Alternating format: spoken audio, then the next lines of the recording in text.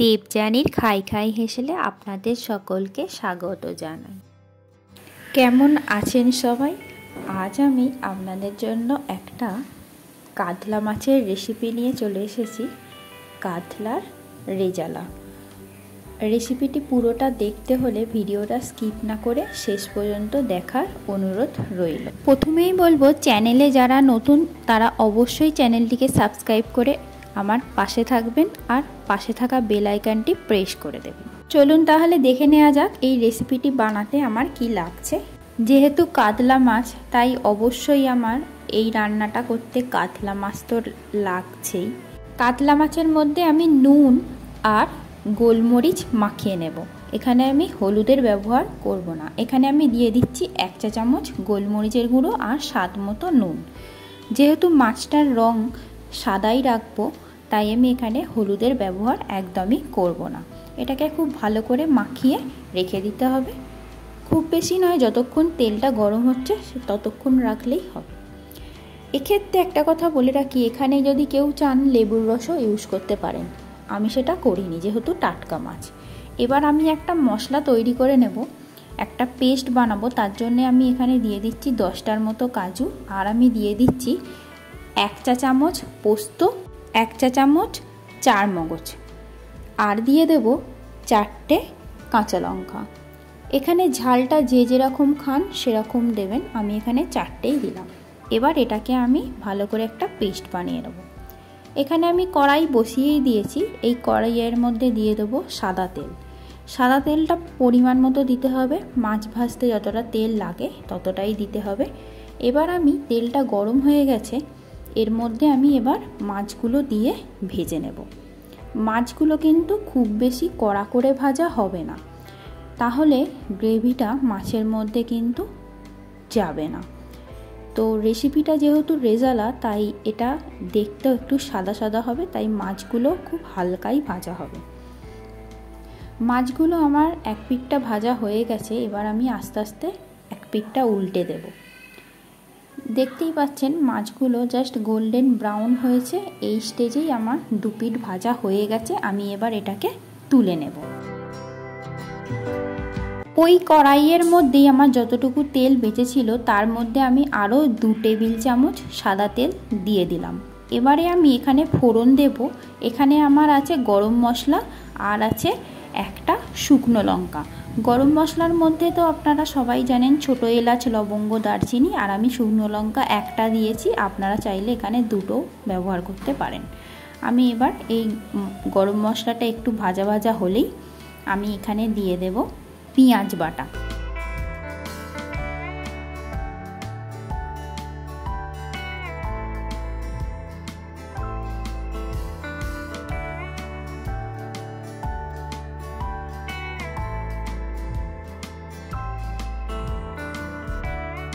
গরম মশলাটা আমার হয়ে গেছে। এবার আমি এখানে দিয়ে দিচ্ছি একটা আমি মিডিয়াম সাইজের বড় পেঁয়াজকে বেটে রেখেছিলাম, সেটা আমি এখানে দিয়ে দিলাম।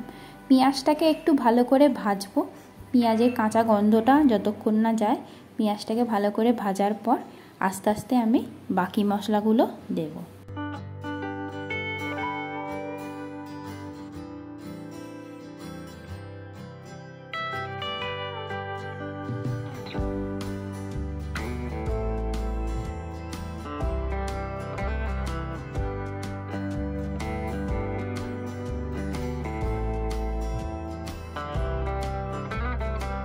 পেঁয়াজটা ভাজা হয়েই গেছে, দেখতেই পাচ্ছেন পেঁয়াজের কালারটা চেঞ্জ হয়ে গেছে। এবারে আমি দিয়ে দিলাম 1 চা চামচ আদা বাটা, আর দিয়ে দিলাম 1 চা চামচ রসুন বাটা।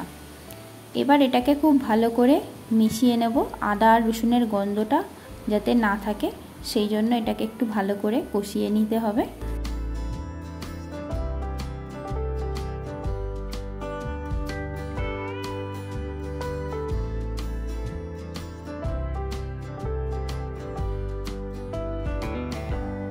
এরপর আমি দিয়ে দিচ্ছি এখানে টক দই।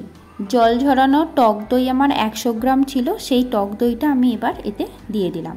টক দইটা দিয়ে এটাকে খুব ভালো করে মিশিয়ে নিতে হবে। এই স্টেজে গ্যাসের ফ্লেমটাকে একদম লো করে দিতে হবে, তা না হলে টক দইটা ফেটে গিয়ে ছানা ছানা কেটে যাবে। এই টক দইটা দিয়ে খুব ভালো করে মিশিয়ে নিচ্ছি। এইবার টক দইটা মিশে গেলে আমি দিয়ে দেব যে পেস্টটা আমি বানিয়ে রেখেছিলাম, সেটা আমি এখানে দিয়ে দেব।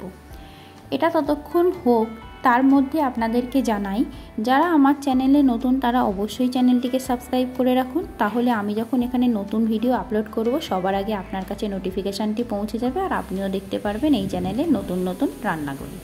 আমি যে পেস্টটা সবার আগে বানিয়ে রেখেছিলাম মিক্সিতে, সেই পেস্টটা এবার আমি এখানে দিয়ে দিলাম। আর দিয়ে দিচ্ছি 1 চা চামচ জিরে গুঁড়ো, 1 চা চামচ ধনে গুঁড়ো, 1 চা চামচ গরম মশলার গুঁড়ো। ব্যাস, আমার আর কোনো মশলা এতে আর যাবে না। এবার এটাকে খুব ভালো করে আমি মিশিয়ে নেব। মশলাটা ভালো করে মিশিয়ে নিয়ে তারপর আমি এতে সামান্য পরিমাণ একটু জল দেব।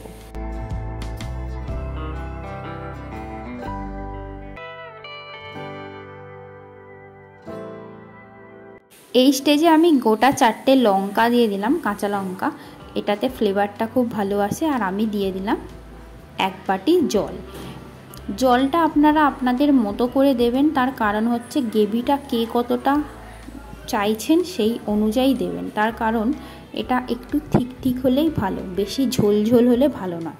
তবে আমি এখানে জলটা দিয়ে মনে হচ্ছে আমার আরেকটু জল লাগবে, তাই আমি এতে আরেকটু জল মিশিয়ে দেব। দিয়ে আমি এটাকে 5 মিনিট ঢাকা দেব। যখন তেল ছেড়ে আসবে আর এটা গ্রেভিটা ফুটে উঠবে, তখন আমি এতে মাছগুলো দিয়ে দেব।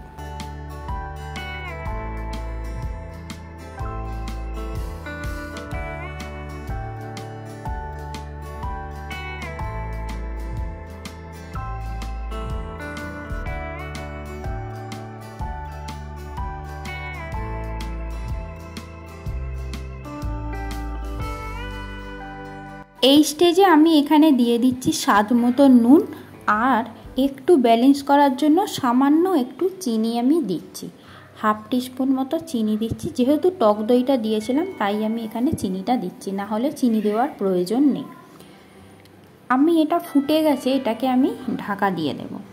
ঢাকা দিয়ে এর তেলটা যতক্ষণ না ছেড়ে আসে ততক্ষণ একটু সময় লাগবে। 5 মিনিট আমি এটাকে ঢাকা দিয়ে দিচ্ছি। ঢাকাটা দিয়ে দেওয়ার পর আপনাদেরকে আজকের টিপসটা বলি। যাদের ধরুন এরকম দই দিয়ে রান্না করতে গিয়ে অনেক সময় হয় দইটা ছেড়ে গিয়ে পুরো ছানা ছানা হয়ে যায়, সেক্ষেত্রে আপনারা একটা কাজ করতে পারেন। দইটা যখন ফেটিয়ে নেবেন তার সঙ্গে 1 চা চামচ ময়দা মিশিয়ে নেবেন। মিশিয়ে দইটাকে ফিটিয়ে তারপর আপনারা রান্নার মধ্যে দেবেন। যে কোনো তরকারি বা গ্রেভি করছেন, তাহলে দেখবেন দইটা ছানা কেটে যাবে না। এটাই ছিল আজকে আপনাদের জন্য টিপস। আর দেখতেই পাচ্ছেন এটা 5 মিনিট ঢাকা দেওয়ার পর কীরকম তেল ছেড়ে এসছে আর সুন্দর গ্রেভিটা তৈরি হয়ে গেছে। এইবার আমি মাছগুলো দিয়ে একদম গ্যাসটাকে বন্ধ করে দেব। তাহলেই কিন্তু আমার একদম রেডি কাতলার রেজালা। অসাধারণ খেতে হয়, আর অবশ্যই আপনারা এটা বাড়িতে বানাবেন, খাবেন, আর সবাইকে খাইয়ে আমাকে জানাবেন কেমন হলো রেসিপিটা।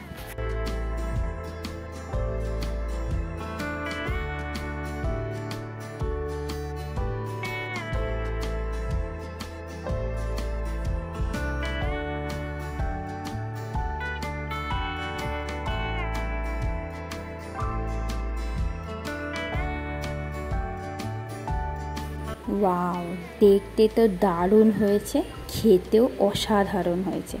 আমি এটাকে এবার সার্ভ করে দিচ্ছি একদম গরম ভাতের সঙ্গে। এটা দিয়ে ভাত খেলে আর কিছু ভাতের পাতে লাগবে না।